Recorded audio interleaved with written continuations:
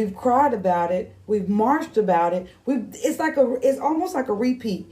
It's going to be all about the actions now, because we're looking at all these people who have really come together.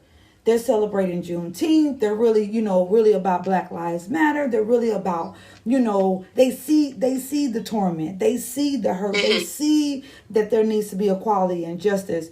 I think with us being on this break and for something like this to have happened, it really wakes up the whole world. It really allows the whole world to see, for people who've maybe never hung out with Black people, who may not engage with Black people or any other race. It allows them to have a heart now. It gives room for people to change, because I was reading a story about a young lady who was a white supremacist, and she was started to be with the Ku Klux Klan and things like that. So she ended up going to prison. She was hung around some people, and when she got out, she was like, but nobody taught me how to love. No one taught me how to love. She said, I was taught at a young age to hate all these people, and I didn't know that these people were good for me. I didn't know what it felt like to even love another human being, because I was taught to hate in such a time. But it's so much work to do. It's so much work to do, but actions speak louder than words. And with all the leaders and all the people that are in position, do you think within a year or 2 years' time that you could see change in that area as far as people being in position? Look, in 1 year, a lot of things can happen. Mm-hmm. But the problem is that how many of the key people will be willing to allow it to happen? That's where the problem is. Yeah.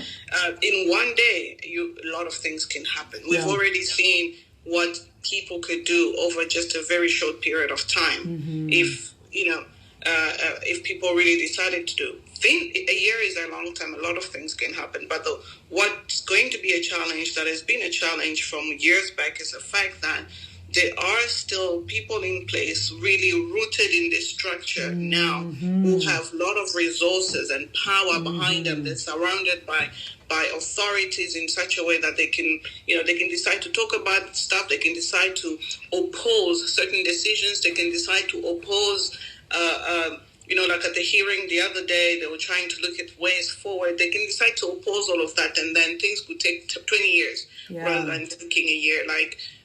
That's where the problem is. A year, yes, absolutely. I think a lot of things can change. Mm-hmm. My challenge, what I'm concerned about most importantly, is actually what Dr. Farrakhan, if I'm pronouncing his name correctly, is saying, is that people are threatened, right? Yeah. People are threatened because clearly, like he says, it's all about, if you have imposed a certain violence on me, right? And now I have an opportunity to level with you. Yeah. You would be afraid that I may use the same methods as you used to return. Me. Yeah, to return exactly. It. So I think that's where the fear comes from. The fear is not a lot of the things that are being said now. I understand as an opposition to real change is actually fear expressed in different forms. It's fear expressed into these excuses of but the thing is, we really do need the police because of order.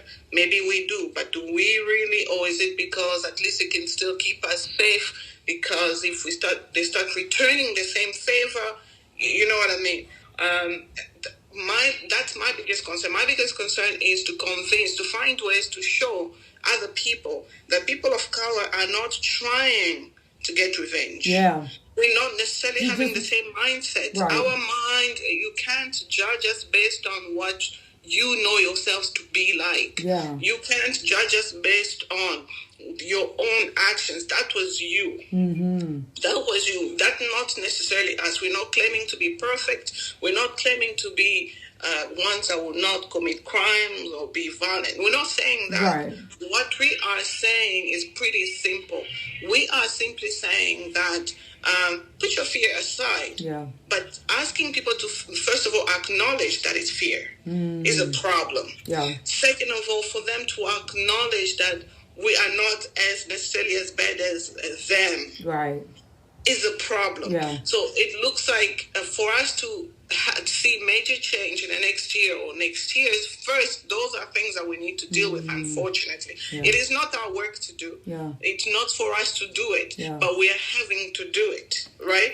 Because we have to be the bigger people. Yeah. We have to be the bigger person. You have to be that bigger person that says, you know what, maybe they are blind to the fact that it's fear. Or maybe they are not, they know, but they're fearful, but they have to find a reason why it shouldn't go forward. So, but fine, what are the methods now? It looks like now we have to do double work. Yeah. We are the ones that are having to work in their place, right? So it's like a parent. It's almost, I know it's a strange example, but it's almost as if it's a parent and a child thing here going on. When you think about it, me as a parent representing Black people or people of color, Nyota as a child representing white people, right? When she's throwing her toys and having a tantrum, even though it's irrational and I can see it. So sometimes she can see it, sometimes she can't. Absolutely. But because I have to be the more mature person, because I know what I want to get out of it long term, which will be beneficial to both of us, I have to be the one now to sit back and say, okay, now I've got to be wise. I've got to be strategic. Now I need us to move forward. So if we have to move forward, then I need to level with this person, which should not be my work, because this is just an example between parent and child. But we're not talking about parent and child here. We're talking about mature adult that should have grown up by now years ago. Now I have to go down to that level and say, look, I need us to go forward. First, I have to convince you that I don't want harm for you. Which should not be my problem, because they're not our children. Yeah. Okay. But if it was me and my child, it makes sense, right? But because I want the best results, so I'll go down to their level and say, listen, let's put this in your head. We don't want violence. What you did is not what we want to do. Right? First, get that through your head, number one. Number two, don't